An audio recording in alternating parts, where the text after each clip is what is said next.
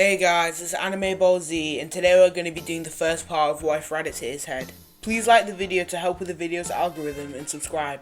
It's totally free and you can unsubscribe whenever you want. There's nothing much else I want to say in the intro, so without further ado, let's get into the video. Slick talker since a jit. Winter time, all the time, ooh, yeah. Look at the way that I move, swag. Disrespectful and I'm rude, okay. I had cocaine in the school. We'll start off by setting the scene. Raditz has just landed on Earth. The Z fighters, along with a young Gohan, are at Kame House, and a very surprised farmer is staring at a 6-foot-tall spaceman. Let's say in this version of canon, the farmer is wearing Vegeta's Badman shirt and has the confidence to shoot Raditz immediately out of the pod. This catches Raditz off guard, and as we saw in Super with Goku, no matter how strong you are, a bullet you're not expecting can hurt quite a bit. The farmer rushes towards the crater to find a huge unconscious body.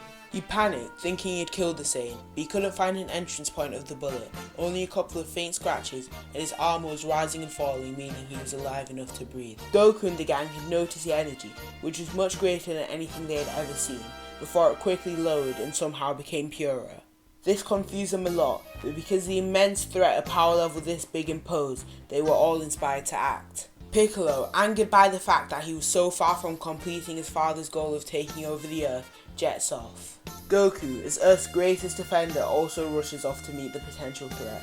When Raditz comes to, he sees his little brother as well as a Namekian standing over him. Raditz tries to use his scouter to see how strong his little brother had become, but he realizes it's gone.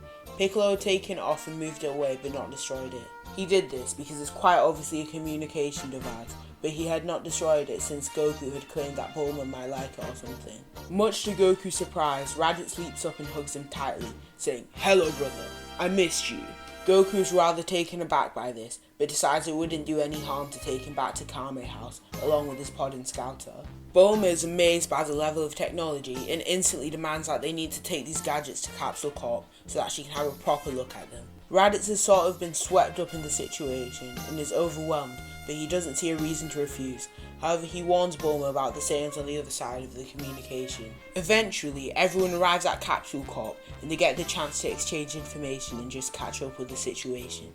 Raditz tells them that he is one of few remaining travelling Saiyans, a warrior race which conquers planets, and Goku was sent here to conquer Earth. Raditz's face had gone cold when he talked about this, and the weaker Z fighters had all prepared to fight by instinct. Think when Yuta made his first appearance in Jujutsu Kaisen.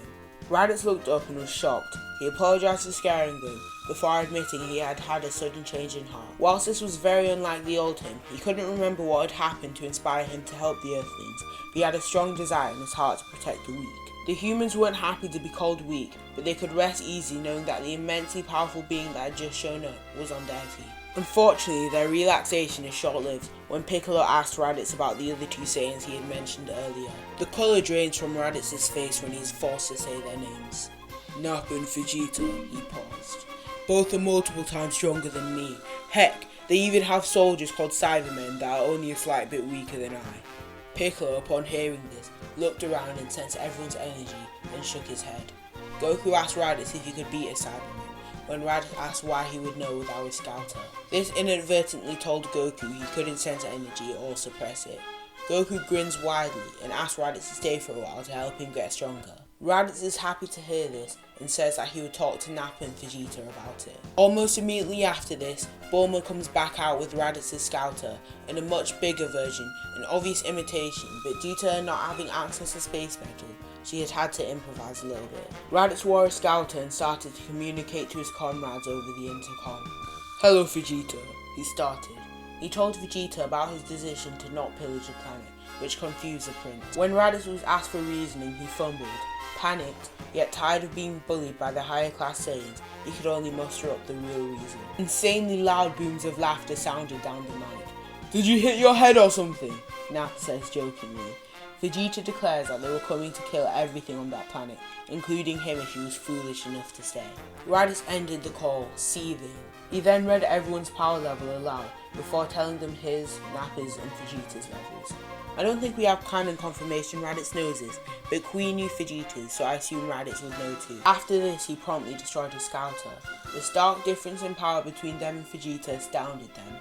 Krillin started, "So you're like 4 Gokus, and Vegeta's like 12...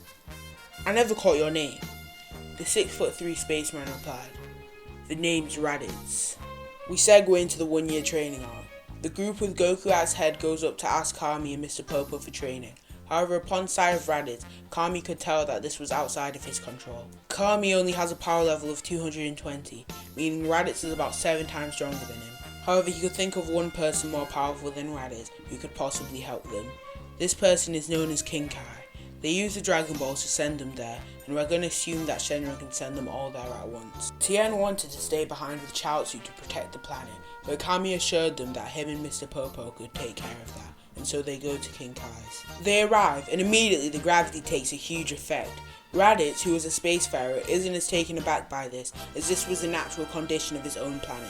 When they manage to start moving, albeit with a lot of difficulty, King Kai sets a quest to make him laugh, and everyone passes with ease other than Yamcha. With some help from Tien, he finally gets a chuckle out of King Kai. The joyous nature of the first test allows Raditz and Piccolo, who still hadn't necessarily become a good guy, but had put aside his rivalry with Goku to beat the threat, to merge into the group a little bit more than they had before. Over the period, they get much stronger, and Raditz and Piccolo, who have both been dubbed Uncle, both get a lot closer to Gohan. Goku also managed to get closer to his son, due to training being his area of expertise. Talking about Gohan, on Earth, Chi-Chi is absolutely fuming, venting to the Ox King about how much school her little boy is missing out on. We skip most of the training period till we arrive at the 364th or last day. The power levels stand at Raditz 13.5k and Goku 10k. Both of the Saiyans had learned Kaioken times 4 and the Spirit Ball. Piccolo at 9.5k had learned Kaioken times 3. Tien at 4.2k and Krillin at 3.8k had both learned Kaioken times 2 and Instant Transmission. However, Krillin's Instant Transmission was at a high level of mastery. Gohan at 3.2k had learned Slight Rage and Uzaru Control. Yamcha at 2.9k had learnt high level instant transmission. Chaozu at 1.5k with no new techniques, as well as Yajirobe on Earth at 910. The reason for the incredibly high power levels comparatively is because Raditz's immense power led to the rest of the team's strength increasing exponentially, and along with the gravity training, this allowed everyone to get like crazy strong. But strength was not the only thing they had gained. King Kai, like in the original, had taught Kaioken in the Spirit Bomb, but after watching one of Krillin and Tien's sparring matches, he had noticed Krillin's impressive hit and run tactics. He thought of how to improve this and was set on making Krillin faster, so he could get away almost instantly. This reminded him of instant transmission, which he went on to add to the training regimen. Unfortunately for the Z fighters, his added competence ends here, and he still forgets the time required for them to return to Earth. While they would normally have had to run, Yamcha and Krillin, who were the most proficient in instant transmission, had managed to lock onto Yajirobe's energy on Earth. However, the tiny size of the energy was insufficient to allow them to transport everyone, so together they took Tien, who had also learnt the technique, and they head off to Earth to gather the Dragon Balls and greet the Saiyans. They teleport to Bulma and grab the radar. Luckily enough for them, 5 of the Dragon Balls are surrounded by high enough power levels to teleport to, and within a couple of seconds they had gathered the 5. Krillin and Tien, who were the fastest two, head out to grab them and wish their friends back to Earth. Yamcha senses the destruction of East City and heads over.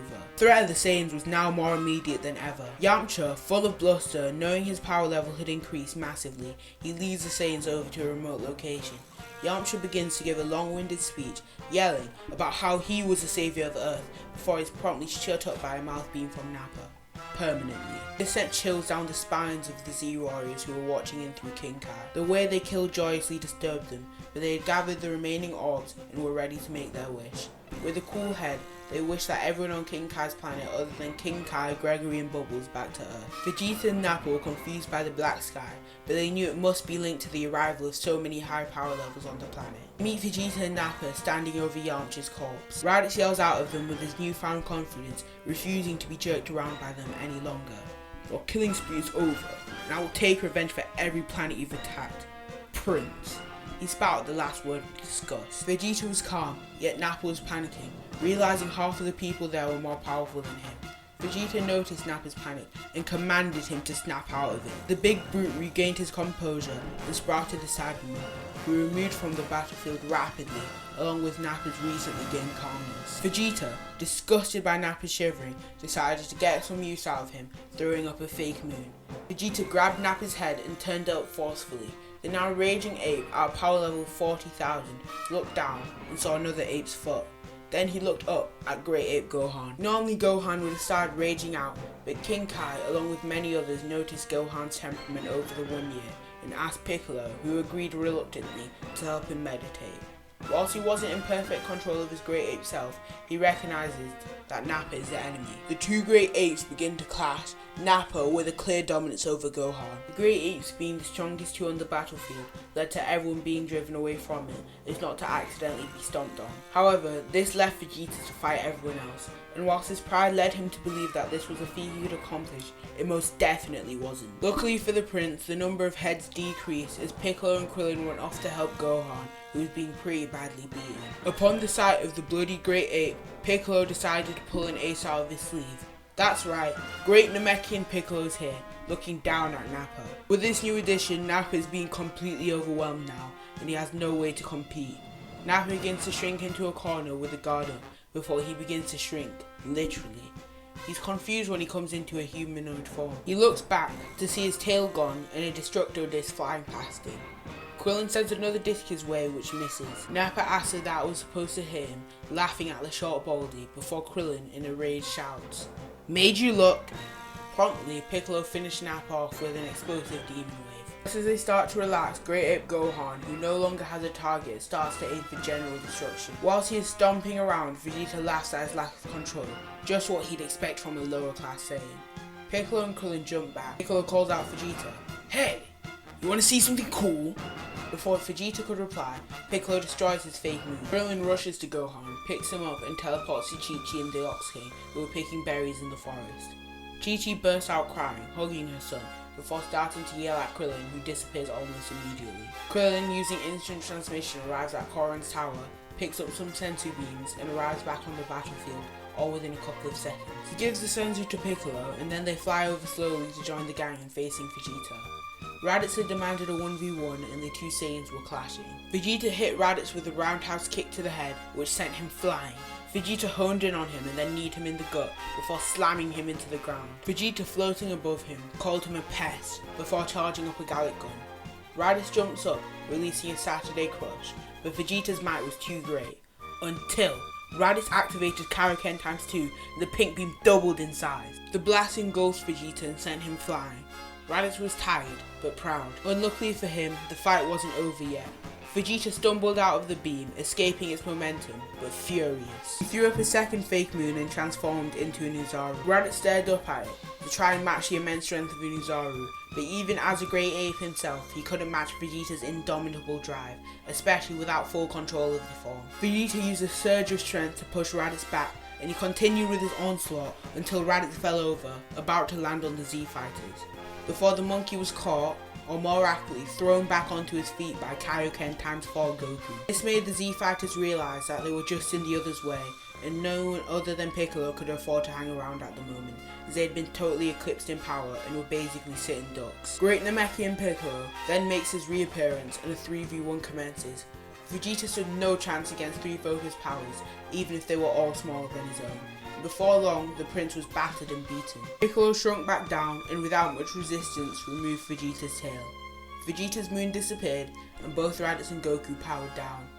Piccolo was intent on killing Vegeta, but both Goku and Raditz were adamant on letting him escape, and Piccolo wasn't in much of a position to argue, exhausted from his transformation, whilst Raditz was comparatively untouched. But before the prince escaped, Raditz asked him where Nappa was, and was somewhat saddened to find out from Piccolo that he had been killed. Piccolo thought it was unnatural for Raditz to feel this way, considering that Nappa was a ruthless killer. However, Raditz had spent most of his life with Nappa. Vegeta left, and Krillin delivered a senzu beam to each of the injured Z Fighters. The threat of the Saiyans had been neutralized at the cost of Yamcha's life, and now they needed to find a way to reverse that death. So that will conclude the first part of What If Raditz Hit His Head. How do you think the Z Warriors, with the addition of Raditz, will do on Namek? Tell me something you liked about the video, or something that I should improve on for the next part in the comments. Thanks so much for watching, and I'll see you in the next video.